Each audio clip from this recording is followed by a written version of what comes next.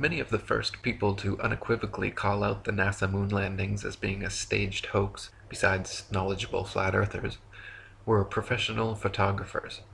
When the official NASA photographs of the moon are closely examined, it is clear that many were taken inside a studio using repetitive backgrounds, artificial lighting, wires, and cranes. Others were composite desert photographs with the backgrounds blacked out and astronauts superimposed in. Award-winning British photographer David Percy, photo analyst and historian Jack White, photographer for Nexus magazine publisher Marcus Allen, and many others have put their professional reputations on the line to expose NASA's photographic evidence.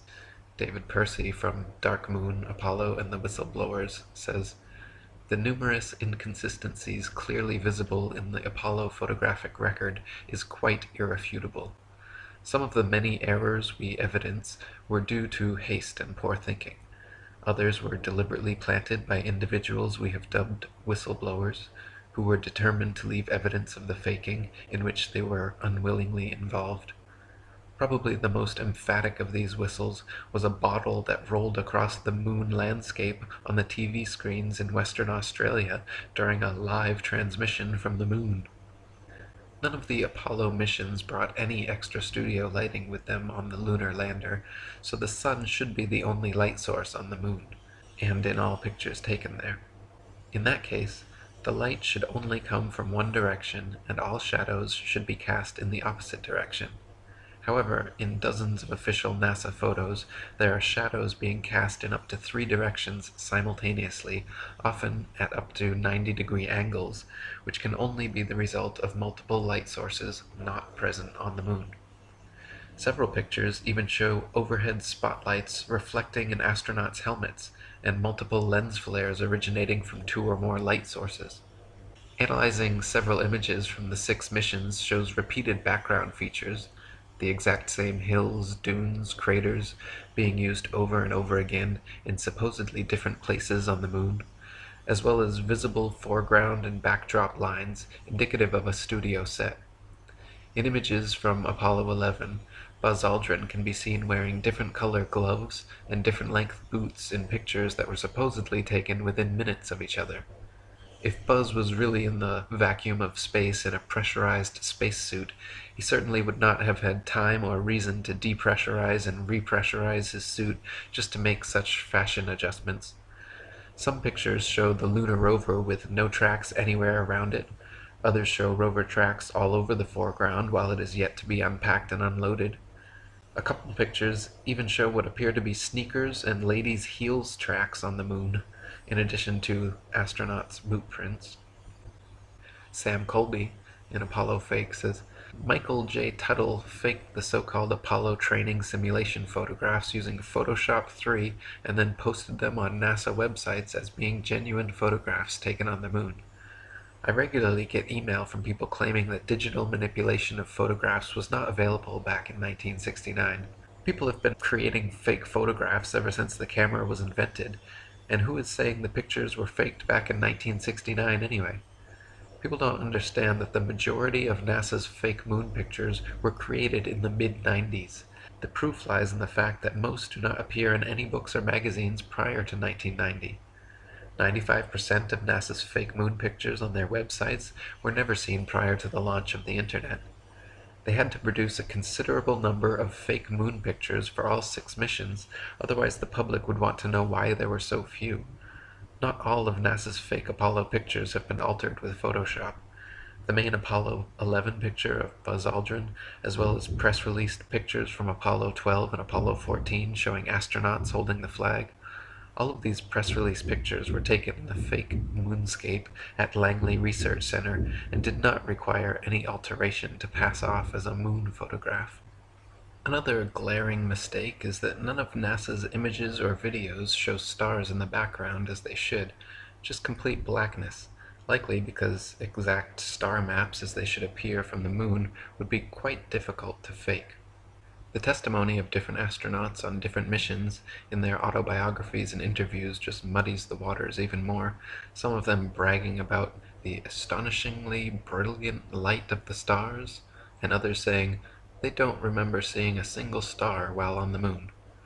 Such inconsistencies, and the fact that none of NASA's moon pictures feature stars or planets in their appropriate positions, should raise a red flag that these astronauts were not on the moon.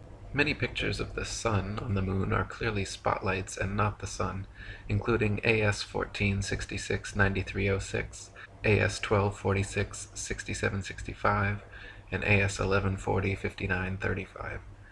NASA image AS 1249 72 78 clearly shows several studio lighting lens flares caused by multiple overhead lights. Image AS 1469 90 89 shows studio lighting reflecting off a black background.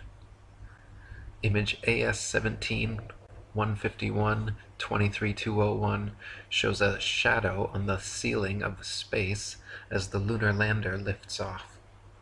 Images AS 16 118 18894, AS 17 134 20471, AS 1144 6581, and AS 1144 6642 show crude computer retouching to hide cables and background problems and add the round Earth, but NASA claims they are original photographs.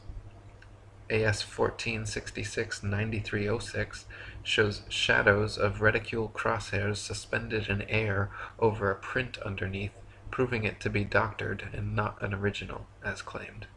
Image AS 1140 5922 of the lunar lander supposedly on the moon shows a pathetic 1969 attempt at creating high-tech looking equipment using what appears to be construction paper, gold foil, scotch tape, and metal shower rods. The idea that the piece of junk shown in this official NASA photograph flew to the moon and back is so ludicrous it's laughable.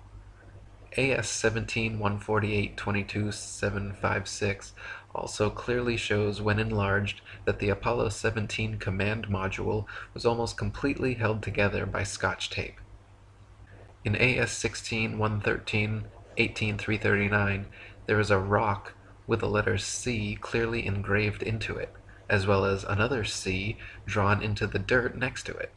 This is characteristic of fake stage rocks on a stage setup, where the set designer demarcates prop positions, and not something we should see on the moon. NASA image AS 1140 5926 shows a close-up of the footpads of the lunar lander without a speck of dust on them, and without a burn print under its 10,000-pound thrusters, like it was just gently set down in place. NASA scientists in their own documents were worried about the LEM falling into its own massive burn radius, yet there it sits with no burn print and spotless clean pads. Even the astronauts' boot prints made deep impressions in the moon dust, yet the lander's 10,000-pound thrusters left not a trace, no blast hole, and no dust on the pads. Eugene Cernan of Apollo 10 and 17 said in an interview that as they descended in the lander that the engine was very loud. Yet when Alan Bean of Apollo 12 was asked the same question, he answered that you couldn't hear the engine at all in the vacuum of space. I tend to believe Alan, because watching the Apollo 17 liftoff sequence from the moon, it is clear that the LEM is being hoisted by a crane from above and not propelled by thrusters from below. When the video evidence is examined, even more anomalies are found. In certain frames, light pings can be seen reflecting off overhead stage wires attached to astronauts' backpacks. In one Apollo 16 clip, an astronaut falls to his knees and is quickly jerked back up to his feet by what can only be an unseen wire hoisting him straight upwards. One of the more obvious video anomalies is how several Apollo missions show American flags flapping around in the non-existent space wind. The moon is supposed to have no atmosphere, and so the flags should remain perfectly still, but can often be seen moving about quite boisterously. NASA claims the astronauts brushing up against them could cause this, but it's clearly not the case, as the flags stay waving for long periods of time with no astronauts touching or even near them. Another interesting video anomaly is discovered by playing NASA's moon footage at 2 times speed, then watching the astronauts walking, running, jumping, or cruising around on their little buggy. Without the speed adjustment, there is a low-gravity type illusion as the astronauts seem to float, drift, and glide slowly and smoothly along. But once they are seen at 2 times speed, it becomes clear that they are in normal gravity, walking, running, jumping, and cruising at normal speeds. They simply reduce the play speed by 50% in post-production, and voila, instant moon motion. William Cooper said, "Most, if not all, of the photos, films, and videotape of the Apollo moon missions are easily proven to be fake. Anyone with the slightest knowledge of photography, lighting, and physics can easily prove that NASA faked the visual records of the Apollo space program. They are so obviously fake that when the discrepancy